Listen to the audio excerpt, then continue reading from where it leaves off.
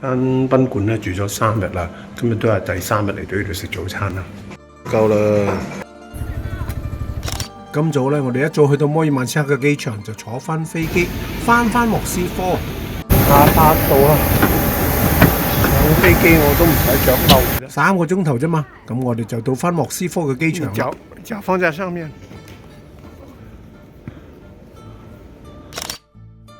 麥當勞嘅俄羅斯版啊！由於我哋到埗嘅時候咧已經係黃昏，而今晚咧仲有個節目噶，所以咧大家咧就喺呢個莫斯科嘅機場咧食個俄羅斯版嘅麥當勞就當晚餐啦。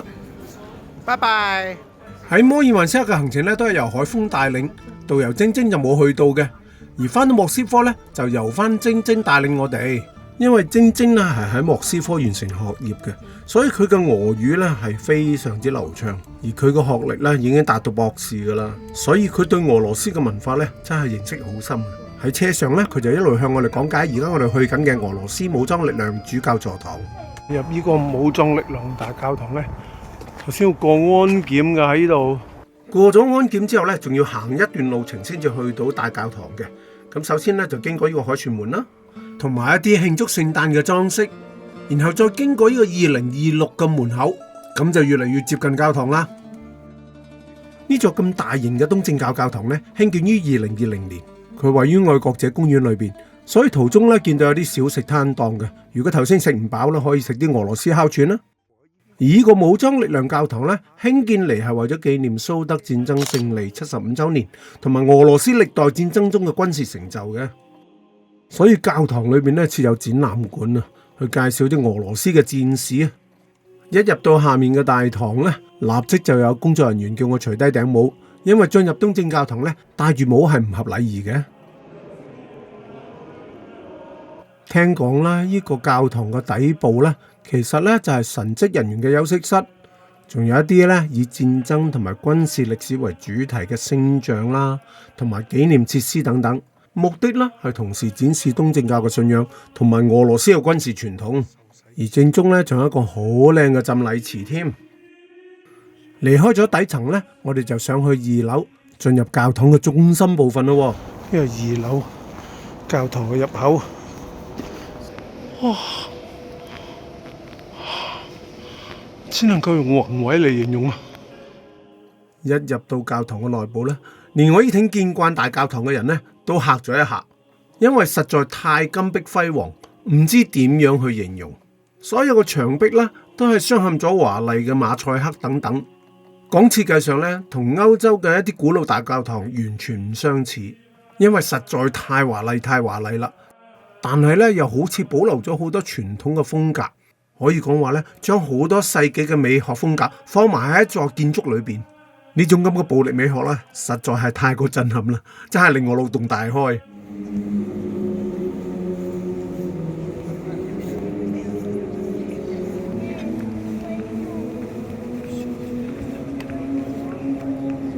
從來沒有見過這樣的設計，這樣的教堂設計，暴力美學，佩服。哇！上面還有一個耶穌。點解話呢個武裝力量教堂係為咗紀念呢個軍事成就嘅呢？因為教堂裏邊好多尺寸咧都係象徵性嘅。例如個鐘樓嘅高度係75米，就係象徵二戰結束至到建堂嘅2020年呢係75年。而個主穹頂嘅直徑咧係19.45米，就係象徵蘇德戰爭結束嘅1945年。你話個設計師係咪好有心思呢？今日係最後一日啦，咁一間啊金晶晶啊，煎，佢就會帶我哋咧去地鐵深度遊。點解去一個國家旅遊都要坐地鐵呢？因為俄羅斯嘅地鐵站咧真係非常之特別嘅。好少冬天有太陽嘅呢度。從這個地方下車啊，所有人都跟着我走啊。落地鐵啊！俄羅斯嘅地鐵咧有成90年噶啦，1935年起啊。講到呢個莫斯科列寧地鐵啦，可以講話係世界上每日平均人客流量最高嘅地下軌道系統之一嚟嘅，而佢嘅富麗堂皇嘅程度咧喺世界上咧都係首屈一指嘅。嗱，由於唔識俄文咧，我都冇問阿晶晶，我哋入嚟呢個站究竟係咩站啦？但係好似啲咁大型嘅扶手電梯咧，就好多站都有嘅。因為聽講啲地鐵咧掘到咁深咧，打仗嗰陣時候可以用埋嚟做防空洞。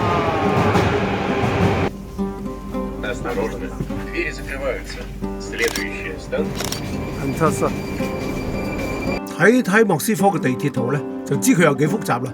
因為總共咧係有成16條線路啊，你話多唔多咧？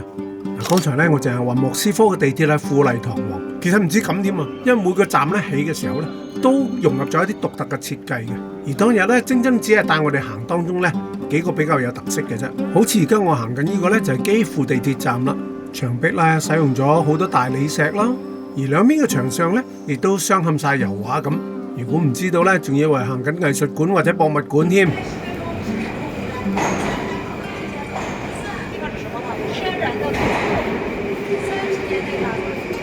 玻璃窗花咁樣喎。嗱，跟住我哋一口氣咧就行咗好幾個地鐵站嘅，有個地鐵站嘅裝飾咧就以彩色玻璃窗為主嘅，而另外一個咧就好似一啲古老嘅歐式聖堂咁樣。果然每個站咧都係經過咗唔同嘅設計師嘅手筆嘅。我哋從地窿出翻嚟啦。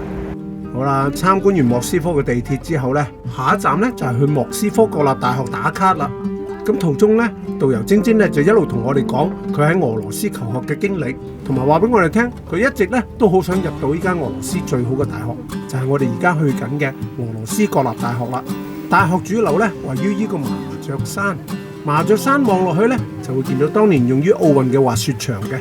這個是莫斯科大學，那天着急拍照，以後我帶你們過去拍啊。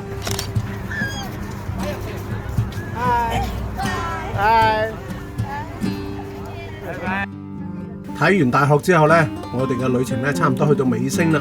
咁而家咧，我哋會食一餐晏晝飯啦。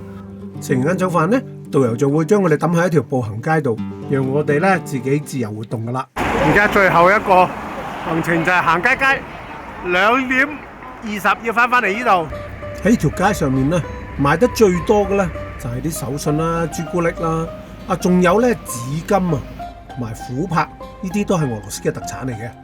行下咧喺條街度仲見到一個好大嘅磅添。好，幾得意喎！呢個都好多人喺度排隊喎。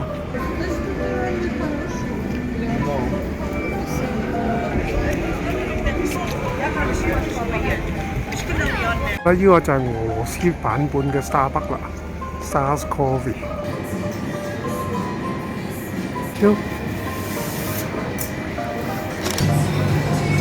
喺俄羅斯嘅Starbucks嘅下等。咁咧，今次頭尾9日嘅俄羅斯之旅啦，包括莫斯科啦，同埋摩爾曼斯克啦，可以講話好好玩嚇，好完美嘅。咁咧就我今日嘅分享咧就到呢度噶啦。我係卡洛斯，喜歡我嘅影片請你訂閱、加讚同埋分享出去啊！拜拜。